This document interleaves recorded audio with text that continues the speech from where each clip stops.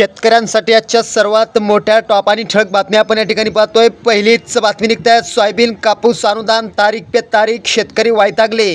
पुढली मोठी बातमी निघते, स्त्री सन्मानासाठी पुढचं पाऊल, आता 7-12 उतार्यावर आईचं नाव लावणार सरकार। पुढली मोठी बातमी निघते, धुळे नंदुरबारला 18 कोटींचा निधी, ठिबक सिंचनासाठी 3 वर्षानंतर मिळाले अनुदान।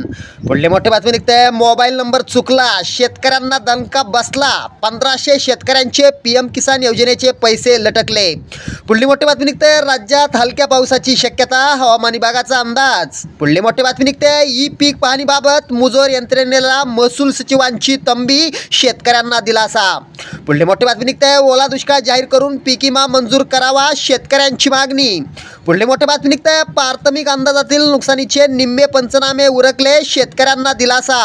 पुढली मोठी बातमी निघते, शेतकऱ्यांना दिलासा दिल्यानंतर 24 तासातच खाद्यतेलांच्या किमती वाढतात कशा, तुपकरांचा सवाल।